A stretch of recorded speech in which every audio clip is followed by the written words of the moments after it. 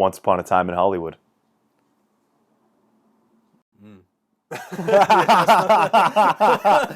Oh, that was all I had.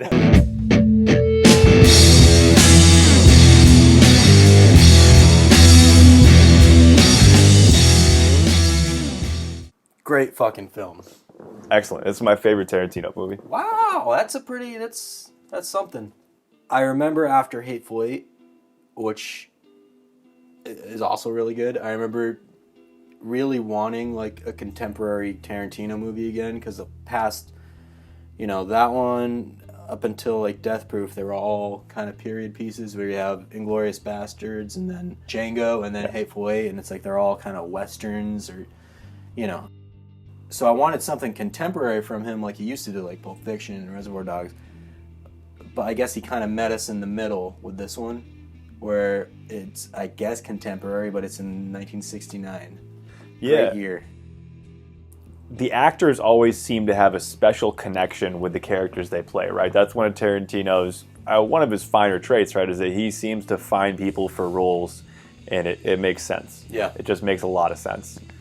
This movie, it's just so entertaining, and it's also deep in certain ways. Mm-hmm. There's some criticism about overlapping with the Manson murders, overlapping and rewriting history in a way. That was some of the backlash, but to me, it's a fantastic story. I think it's definitely his most unique movie, just based on the fact that there really is no like, you look at his other movies, and it's just scene after scene of tension between, like, usually like two characters talking. There's so much tension. This movie is so much more relaxed, and everyone's kind of chilling. There's no tense scene at all, except for a couple. Not as much of like an art house or grindhouse vibe. Any kind of tension that you would feel is based on the context, the pretext of watching it. Knowing that this is a woman who is going to get murdered, or who did get murdered. If you knew nothing about the Manson murders, I don't know how. I'm curious how what an audience member would think about this. Pre-existing knowledge would help, but even just the creepiness and the kind of dysfunction and the cultish aspects that the Manson family embodied, it comes through in spades. When Brad Pitt gets dropped off at this area and he's kind of exploring what's around in this, what would you even call it? Well, it is creepy and uncomfortable. Yeah. So you gave all these hippies permission to be here?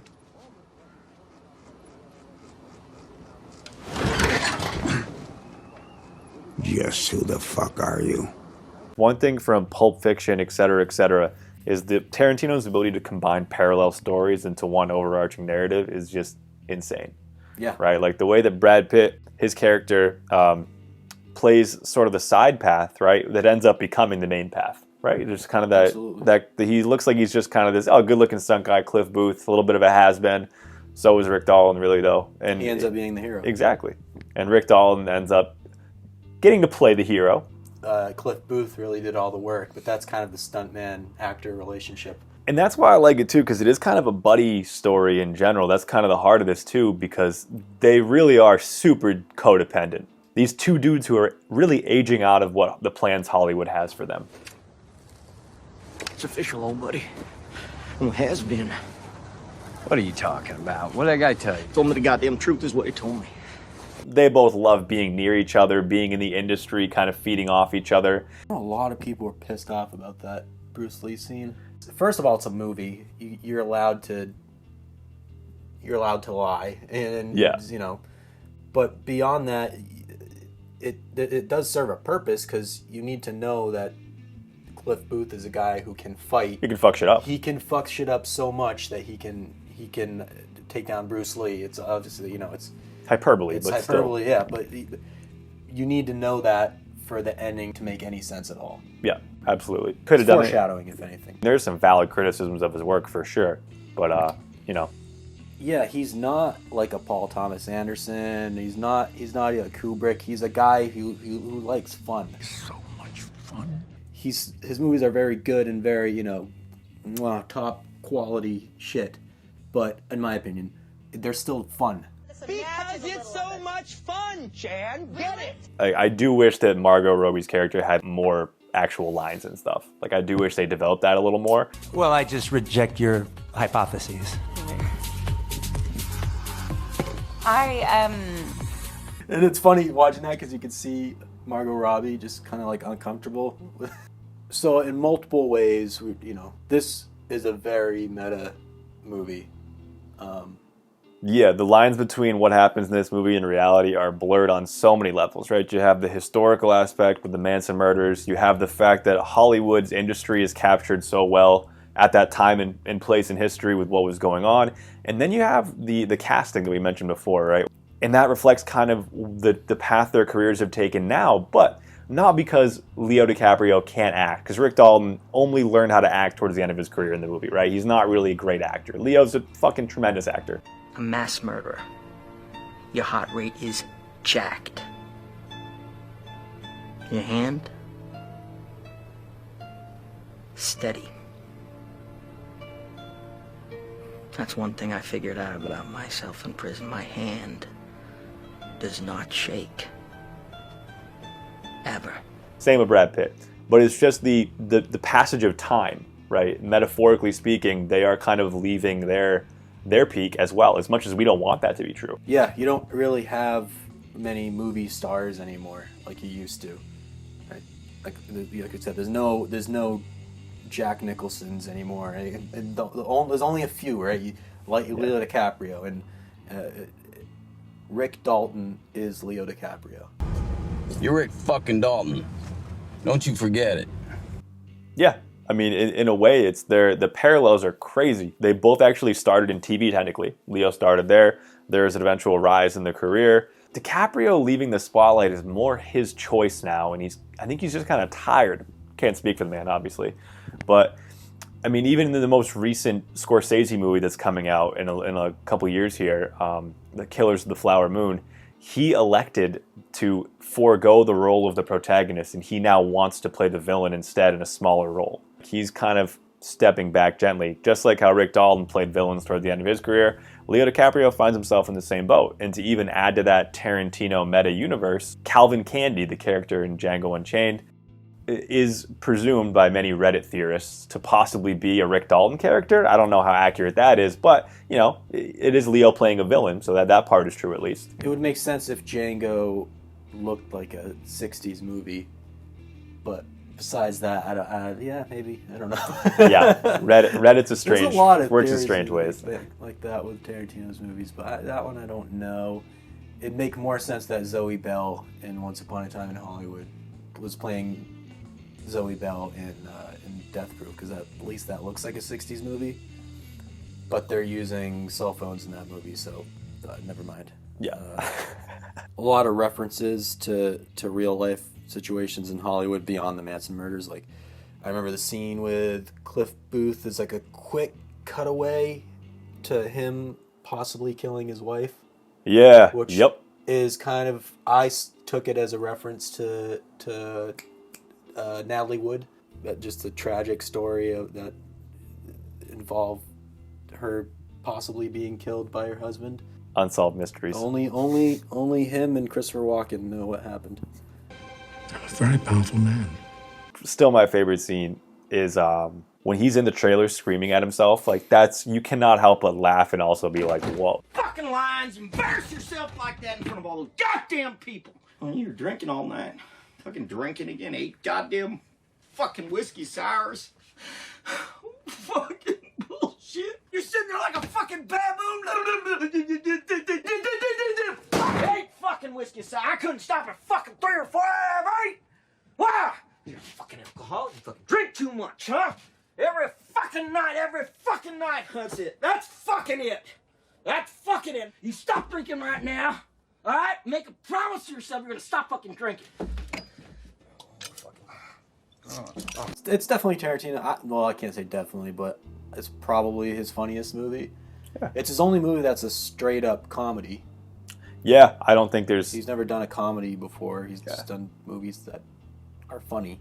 References to like the spaghetti western scene. From where I'm standing, going to Rome to star in movies does not sound like the fate worse than death that you seem to think it is. Come on now, you ever seen an Italian Western? Huh? They're awful. Which is funny because those movies were looked at as kind of trashy B movies, but now you look at the Good, the Bad, and the Ugly, and those are masterpieces now. Yeah. It just took time for them to be, credited for how, great they are. I'm thinking Good, the Bad, and the Ugly, The Wild Bunch. Those weren't quality movies back then. I don't know why, but they were just seen as trash. Yeah, perspective changes everything, right? Mm-hmm. Some of the shots that I really love in this are the car shots and those winding roads in that Beverly Hills area. I feel like I could watch Cliff Booth driving around the city for hours. Like, that could be the whole movie, just him. Just calmly doing stuff.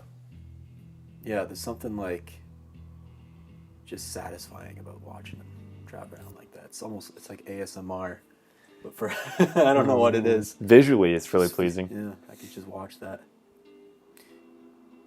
I was watching it somewhat recently, and I couldn't get over the dog looks so fake when it's biting. Yeah. It looks animatronic almost. I wonder if that's a joke, because there's no way they couldn't make it look real. Yeah. But it does look, and that's in a lot of movies when a dog's bite or attacking somebody, it always looks fake. I don't know why they can't get it right. But what do you think is in the future for Hollywood? What do you think the landscape's going to look like in 10 years? I think blockbusters are maybe not going to go away, but they're going to kind of fade a little bit. They're going to be rarer. I think it's, especially because of COVID, I don't know. Maybe big movie theater chains are going to swing back, but they can't unless they have the big blockbusters. So I think indie movies are going to be mainstream again now. Yeah. Especially when you look back at the past decade, I'm thinking of the greatest movies from that time, and they're all indie movies. They're all A24 or something like that. It's. Yeah, I mean, I think the movies, the changing of the landscape isn't necessarily a bad thing, because like you said, some of those movies are in our top 10, top 20 lists, and I'm sure many people also share similar sentiments. If you hate them, then you hate them. But some of these movies are incredible. You think of Ex Machina. Like, that movie is a classic, already certified, and it's only been around. It's been around for less than 10 years. Florida Project. Yep, I watched that. I watched that when that one gutted me. It's so good. I'm trying to think of what else we. A Ghost Story. A Ghost Story. God damn. Moonlight was A24. Obviously won Best Picture. So. I do think in the far future, though, movie theaters are gonna be kind of a fringe. Which sucks. But like. I don't know if it does, because I think. You think there'll still be a place for us to watch a movie? There's always going to be a place. I just think they're going to be kind of art house. We have more talent almost than ever, just because of how many different independent film venues and streaming services and content we've had to offer. There are people who are coming up through the ranks, but it is going to be harder to focus on those 2 or 3 people who can really steal the show and run a movie. It's going to be much more democratized. It's kind of a tease to see at the end Tim Roth, credit for Tim Roth. Oh, yeah. But he wasn't even in the movie. Where was Sam Jackson? That's his boy. Where is he? Which one is it? It's the one that says bad motherfucker. I feel like Tarantino kind of took Leo from Scorsese.